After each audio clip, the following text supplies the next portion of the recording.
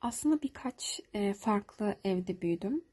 Babamın asubay olması sebebiyle farklı farklı şehirlerde dolandık ve bu nedenle büyüdüğüm evler de birbirinden farklıydı. Fakat en çok bu evi hatırlıyorum. Ve kendimi en iyi hissettiğim, en güvende hissettiğim evde açıkçası burasıydı. E, Bir askeri lojmanın evi. Çok büyük olmadığını söyleyebilirim. Yani 3+1 olan bir evde mutfağı eski bir mutfaktı. Bunu söyleyebilirim sanırım. Hatırladığım ilk mekan tam olarak burası değil, fakat hatırladığım, en net hatırladığım odam burası. Bütün detaylarını neredeyse hatırladığımı söyleyebilirim. Ve bu odayı hatırladığım yaş 7 ila 9 yaşları arası. Yani birinci sınıf, ikinci sınıf ve üçüncü sınıfı okurken bu odadaydım. Ve paylaşımlı bir odaydı. Erkek kardeşimle birlikte kalıyorduk. Ranzamız vardı. Dolabı ve masayı da birlikte kullanıyorduk. Bir tane masamız vardı. Ben altta yatıyordum genellikle. Erkek kardeşim ise üstte yatıyordu ve genelde üstte yatmakla alakalı aramızda ufak tefek tartışmalar da çıktığını söyleyebilirim.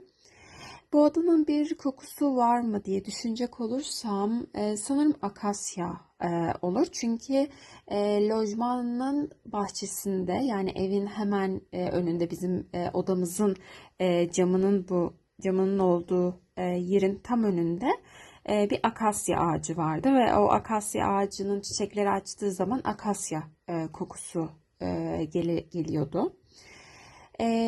Bu masanın çekmecesini açsak ne buluruz?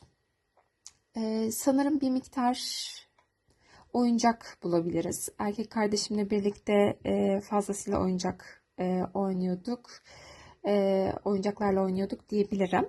Onun dışında babam bundan biraz süre sonra, yani biraz daha yaşımız ilerledikten sonra bilgisayar almıştı. Bilgisayara dair şeyler bulabiliriz. Bilgisayar parçaları bulabiliriz belki.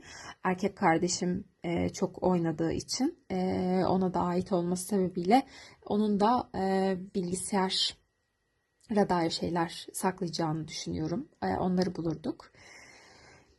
En ait hissettiğim alan ise sanırım halı. Çünkü uzun bir süre tek bir masamız olması sebebiyle de halıda ders çalıştığımı hatırlıyorum. Ya da halıda oyun oynadığımı hatırlıyorum. Bu nedenle halıyı çok aktif bir şekilde kullandığımı söyleyebilirim. Halımızı da çok seviyordum. Şeklini, böyle desenlerini falan. Hayal de kuruyordum. Hayal kurma mekanım genellikle yatakta oluyordu. Yattığım zaman, gece yatmadan önce, uyumadan önce sıklıkla hayal kurardım. Şu an ise nasıl bir ev hayal ediyorum diye düşünecek olursam, geniş pencereleri olan bir ev hayal ediyorum. Evin kendisine de geniş hayal ediyorum. Geniş odaları olan geniş bir ev. Ve bunun yanı sıra bütün odaların haricinde, ihtiyaç olan bütün odaların olduğunu ve bunun haricinde ekstra bir oda ve bu odanın da aslında kütüphane şeklinde dizayn edilmiş olduğunu düşünüyorum. Biraz özellikle diğer alanlar olmasa da bu kütüphane olan odanın biraz maksimalist tarzda olmasını, daha bohem tarzda olduğunu hayal ettiğimi söyleyebilirim. Ve ışık alan, fazlasıyla ışık alan, manzarası olan, böyle odaların, evlerin içerisinde tıkılı kalmamış, önü açık bir ev hayal ettiğimi söyleyebilirim.